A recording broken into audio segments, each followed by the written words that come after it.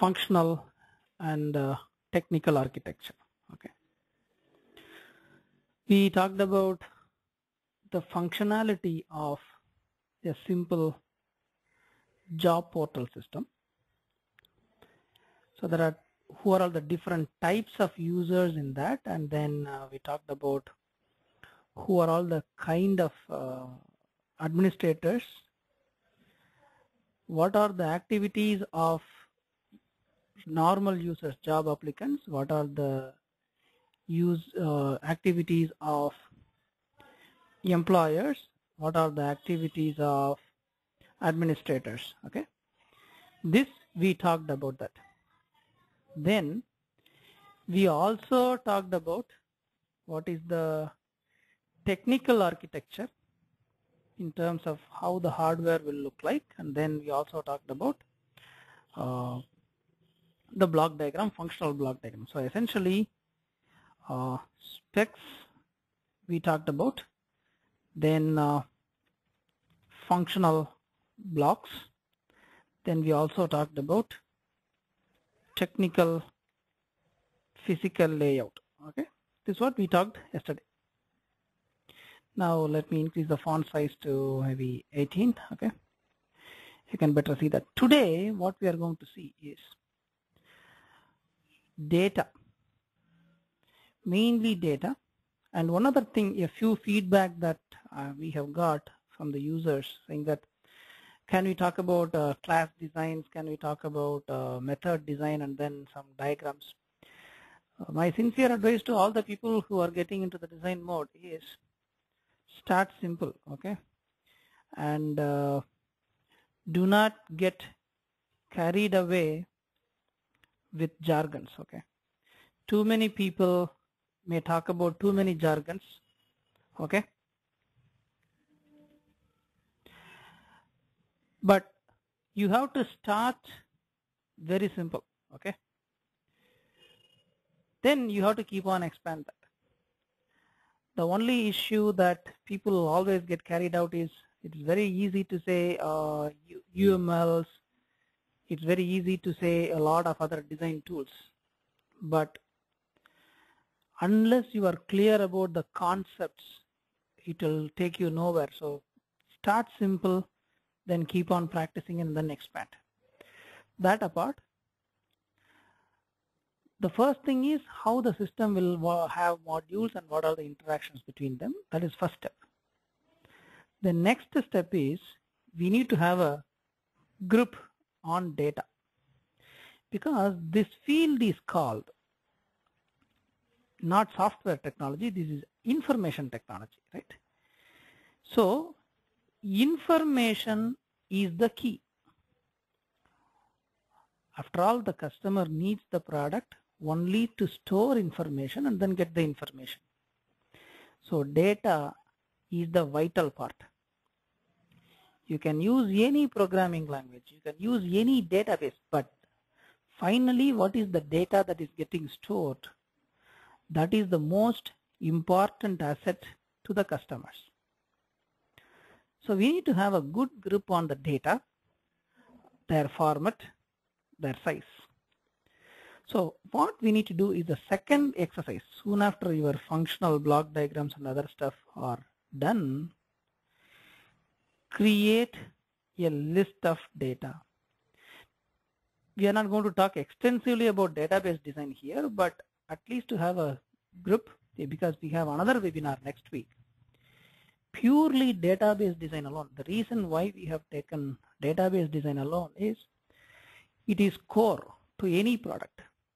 If we know the core, that is the database, designing all things around it is very easy. So we have taken it as a separate webinar, but here you will have a glimpse of it. List of data. Let us take our job portal. Okay, we have got a lot of modules. For this, now I say registration of candidate or job seeker. For this job seeker, first you need to prepare the list of data. What data you need from the job seeker? For example, we can tell about first name, middle name, last name, date of birth, age, right? Address, email, gender, phone, right? Fax, right? This is the fundamental information, of course, the password, okay? Password and then the user ID that the person chooses. This is the fundamental information that everyone has to provide. So these are all the data that I need for registration details. Today we are seeing that portal and it is showing so many details, but imagine before the portal is born, someone should have thought through and then get this information, right? Then next level, it talks about resume builder.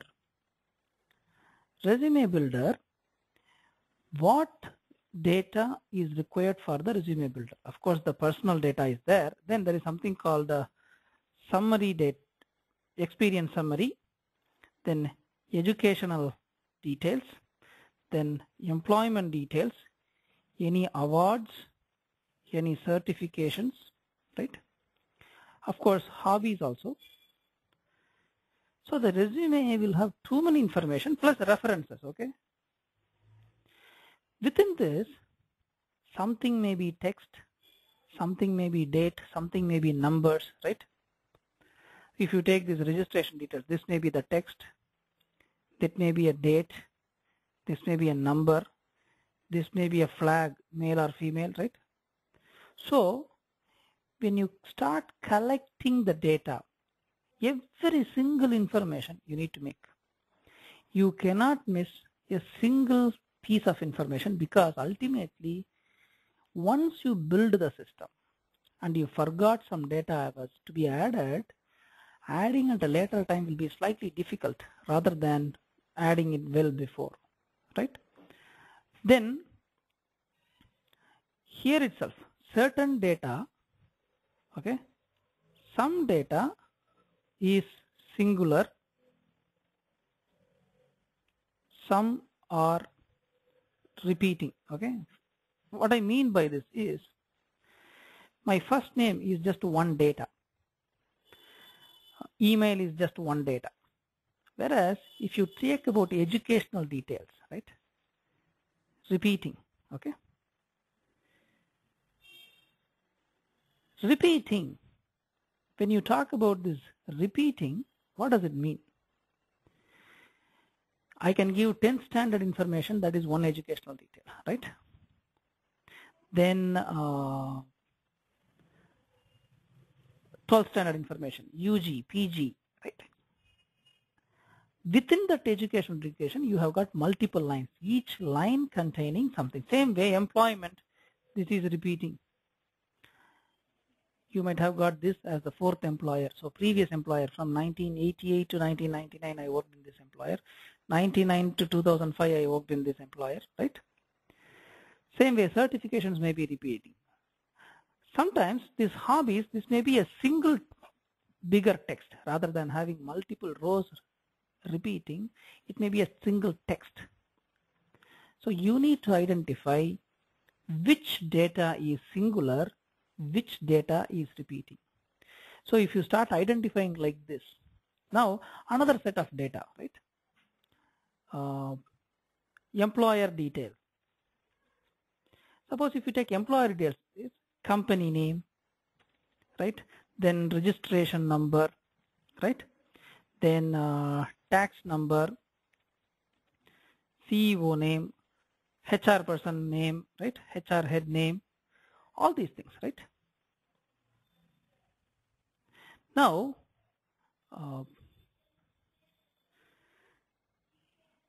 someone is asking, is this a telephone number in US or hotline or position? I don't know what he is talking about.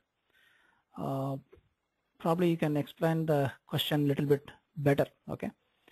Now, so the employer details again will have phone, contact, email, right? Fax, number of employees, number of branches, right? Then turnover, etc., right?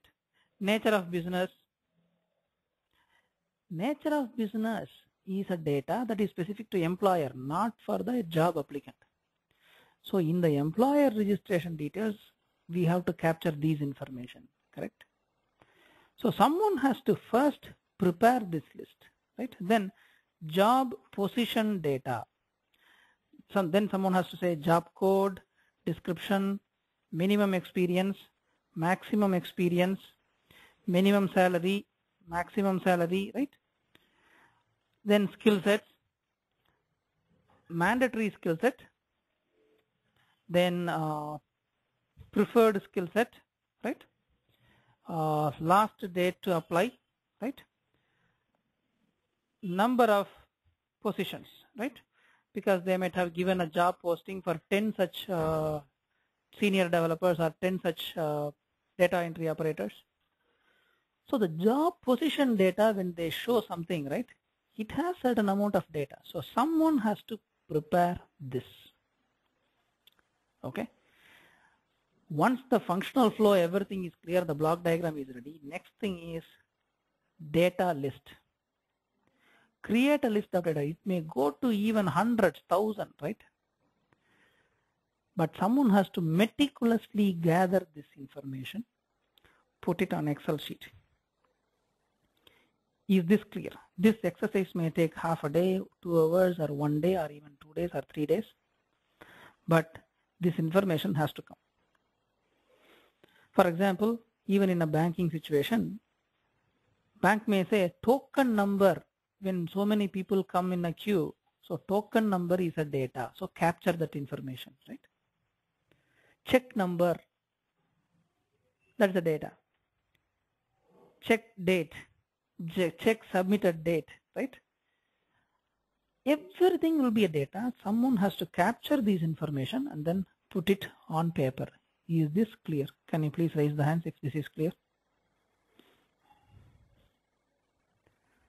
Because design, we always advise take some more extra time. There is no need to hurry in making a design.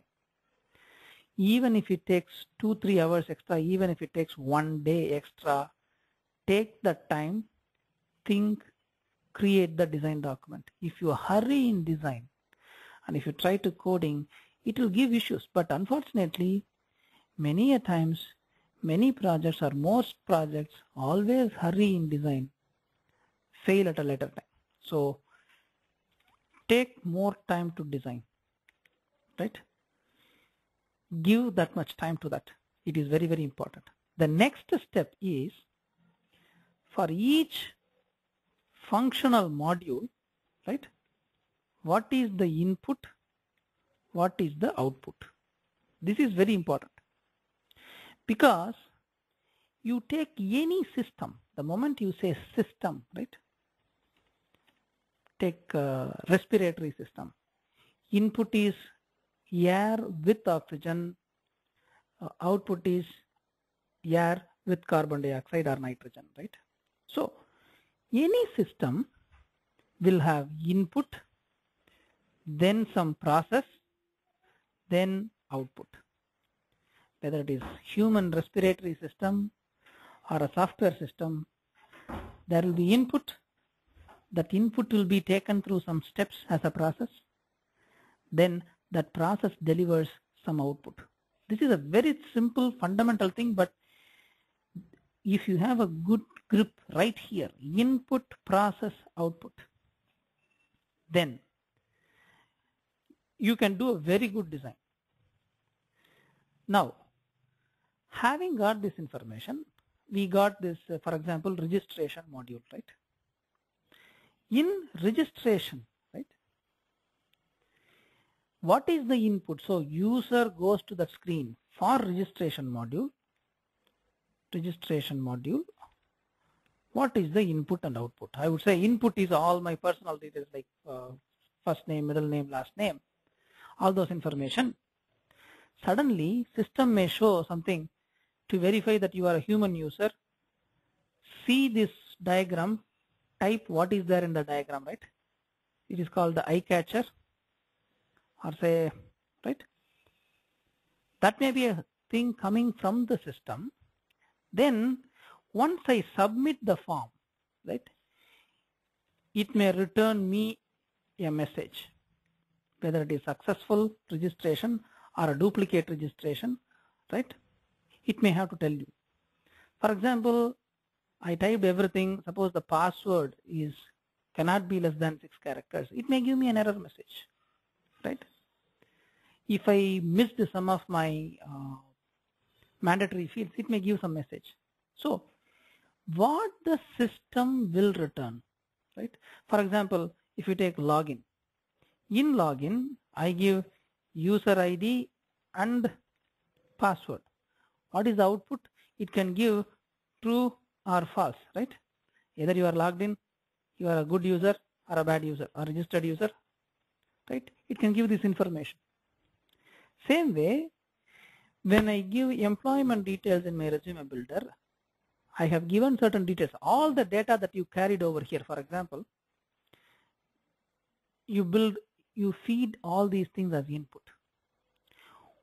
Whether you are feeding in one single screen or you are feeding in multiple screens, for each screen you may have to visualize, okay? You may have to mentally think what can be the output, possible output. Is it going to be, okay, saved successfully or saved not successfully? Or for example, every time a job is printed, okay, job posting. Suppose I give a job posting, job code I have given. Input is the job code, job description, etc., etc. Output may be a unique number as job ID, right? Like a ATM transaction, right? If you go to the ATM transaction, your input is the card number, password. Then your input is that amount to be withdrawn, right? Output of the system is the actual cash. Second thing is prints a receipt. That receipt contains a unique transaction number. So the output also has to be defined. So for every screen, mentally visualize what the user gives, what the user is supposed to get back. Okay, this is very, very important because we need to know what we are getting back. If this is not clear, if we know only what I'm going to input, if I do not know what I'm going to get back, customer will be confused, right? So people will always say there is a pair, okay? User input, for this, what is the system response? You might have heard this phrase many times. For the system, what is the user input? What is the system response? You need not even have the screens ready with you. Anyway, I'm going to talk about screen design a little bit slightly later in this session itself. For every screen or for every activity, what is the input? What is the system response? It may be a message, or it may be something, it may be a number, it may be a transaction number, right? Or it may be a printout. Tell very clearly, a printout must be done in A4 size paper. Correct. Let us do that. So the design, the next stage will be data input and output for every single possible activity by the user. For example, apply for a job, okay? Apply for a job, the inputs will be jobs as listed in the portal. Then the applicant ID, right? Because I have to log in, so applicant ID should also be required, and then for what all the jobs that I'm going to select and then apply, right? This is apply. What is the output?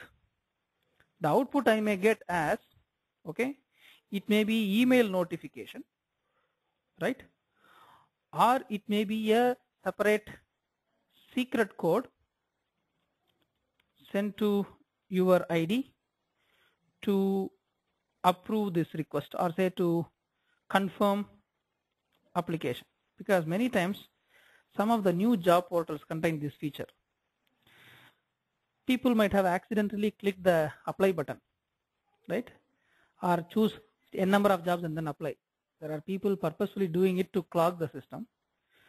In turn, it will send an email to your ID. From that, you have to click a link, then it will approve, pretty much like authenticating the user, confirming the reset password, etc. So that's a two level of confirmation. So if your system going to contain just only email notification, tell that, and then what is the subsequent link it has to send to your email ID to confirm your apply for a job. At the same time, output can be email notification to applicant. If I apply for multiple jobs, then email notification to employer to whom I have applied. So for every single activity, what is the input, what is the output? You have to do that. Is this clear?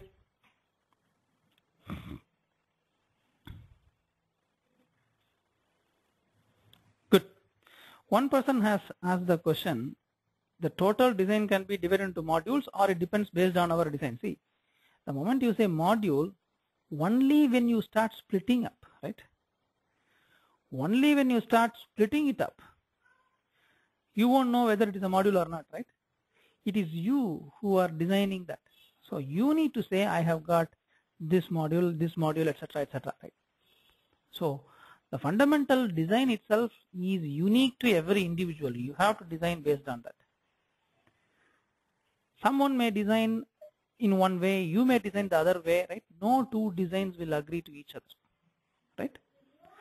That is why if you go to www.sun.com, right? Already there are people who have broken their heads, thought through. They spent a lot of hours in thinking. How should I design a e-commerce application? How should I design a Web 2.2 application? How should I define a collaborative system, right? So what they have done is they have given something called design patterns. Okay, a design pattern is a generic way of designing so that you don't have to reinvent the wheel, you don't have to break your head a lot. They have given, Microsoft also has given, IBM also has given, all the companies, whatever logic that they have found in terms of breaking a bigger problem to a smaller problem, they have done design patterns. How you should do design of it. They have given sample applications also, sample code also. They have given design documents also, right? So if you go through that, right, you can understand in a better way, right? Someone has asked how to design university automation and how many modules are there, right? So again, you have to think through. If you apply the principles that we have talked here, first of all, what is the need of the university? Understand that, whether the university wants attendance system, whether the university wants hostel system, whether the university wants examination attendance system, whether the university wants marks to be fed into the system. First, understand what the university wants. Don't start hypothetically, right? Talk to respective people, put that, then put the functional architecture, a hostel module, laboratory module, then bus or logistics transport module, canteen module. You put different modules. If the university says, I don't need a canteen module to be monitored by me in my system, remove it. If the university says library module is required, put that out. Then for library, what are the data? Apply the principle that we talked today. List out the data that you need for each module. Second thing, for each activity, for example, let us take this, since good that one person asked this doubt, right? Library, book borrowing. Okay, this is one single activity. Within library, there are so many activities are there. Searching for a book, right? Getting the information about the book, borrowing the book, returning the book. Within this, or paying the fine within the library, each one is an activity. For book borrowing, what is the input that you need? I need to know the student roll number. Then I need to know his library card number. Then I need to know the book number, right? Then if I have these things as input, then if I apply this book borrowing logic, the output, all I need to know a status, it is available or it is not available, or it is put on your name, correct? So there are multiple possible. So you look for a book and then it is not available, then it would say, right, this book is not available, or this book, though you have taken this book has been blocked by some other user or some other student.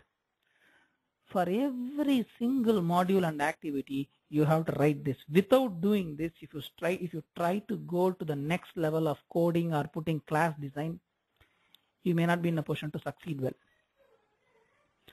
So first thing, get the specs, identify the functional modules, then put the technical architecture, whether you want everything in one machine or multiple machines. Then you list out all the data.